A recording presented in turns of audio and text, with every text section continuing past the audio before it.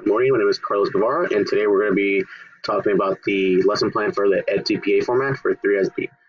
So here we have a blank form for the lesson plan.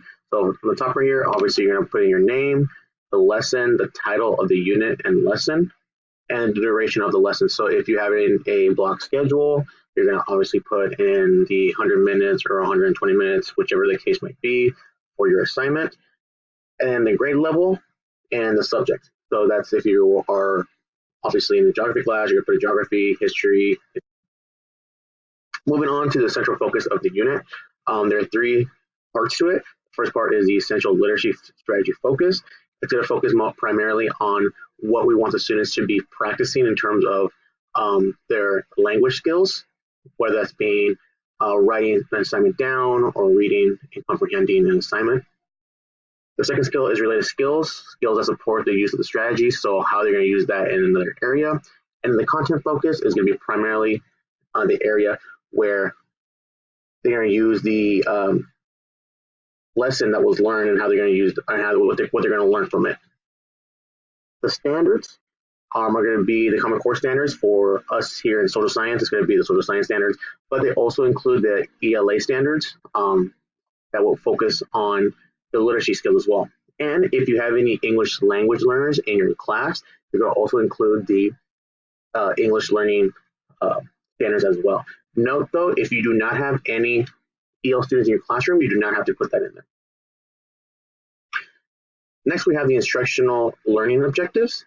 This is where you're going to get the opportunity to put in there what the student is going to come out of it, or what the students are going to learn from the unit, and what they're going to take out of it.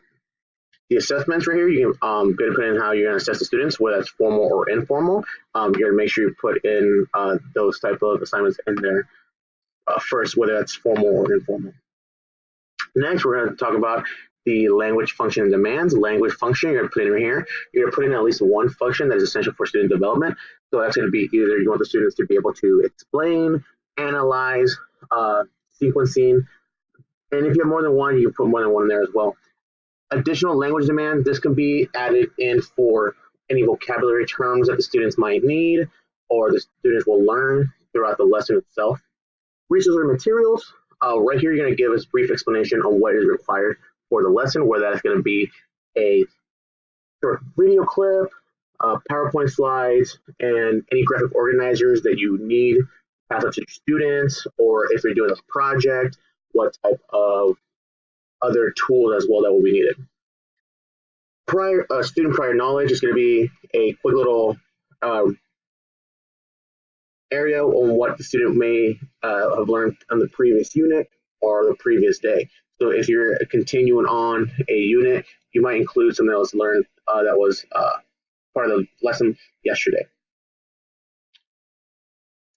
Transition from previous activity. So this is where you're going to actually talk about it to your students and how it connects to your current lesson plan for the day.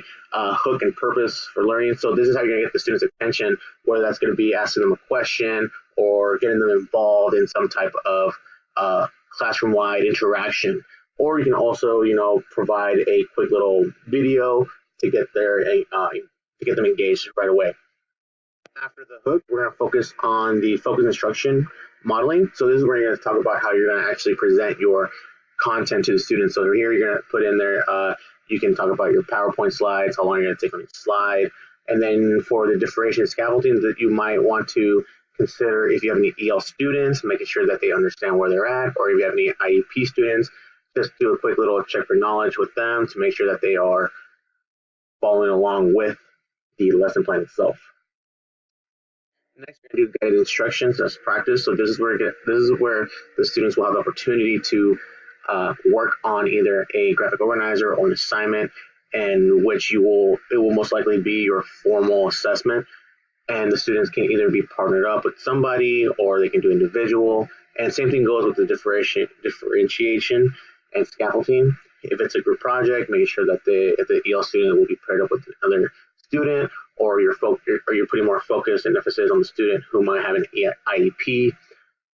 And then independent practice will give or allow students to speak out on how they were able to coming to the conclusion that they had.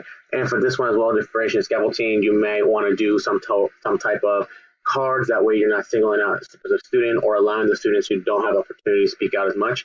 And then finally, closure will be where you could either collect the assignment as a ticket for them into the classroom, and also speak about the next lesson that might arise.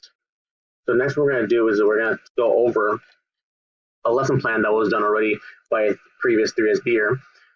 This one here is for a 55-minute lesson plan for 9th grade geography.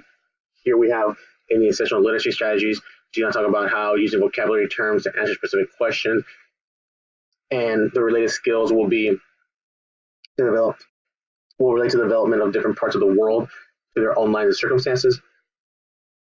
And focus content will develop has affected parts of the world differently using different indicators and indexes. The standards for this lesson plan are a little different. They have the National Geography Standards, Sweetwater Unified Geography Standards, and the Common Core reading standards as well. They didn't put any EL standards, most likely because they didn't have any EL students. Here for the instructional lesson objectives, they had put in that students will determine how the impacts of the Industrial Revolution have affected different parts of the world, and also how the students will be able to explain why the Industrial Revolution impacted the world differently and why it's important. Assessments, they have two different types. They have formal and informal. And then for the language function, students are going to have to be able to explain, most likely, the Industrial Revolution and how it affected the current world. And for the additional language demands, the student put in the academic terms that the students in their classroom will have to be able to understand in order to complete the lesson plan, as well as syntax. The resource material, here we have the standards related textbooks and the case study analysis chart.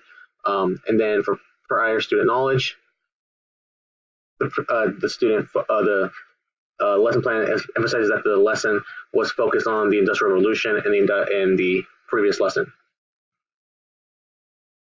Transition from previous activity, the lesson plan goes into speaking about how the previous lesson included a video as well as a short little booklet that they're going to be talking about. And for the hook, they explain here that they spend the first 5 minutes of class discussing college-related questions. Focus instruction, the students will be paired for activity. So right away off the bat in the beginning of class, the students are going to be separated into groups. And for differentiation and scaffolding, the teacher had already created the student pairs based on their grades, class participation, and work ethic. The guided instruction portion, once again, they go into their pairs and work on a case study analysis chart. And then for the differentiation, the books are already categorized in different reading levels. That way the students are able to focus more on their mastery of the book. Independent practice, each student will be given a brief description of the case study, and it will share a few details. And for the scaffolding, students who are more advanced will be called to give details of questions. And then finally, closure.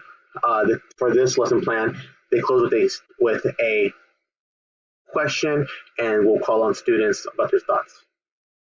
And finally, at the end of the lesson plan, there is a copy of the graphic organizer that was discussed earlier in the lesson plan. Thank you.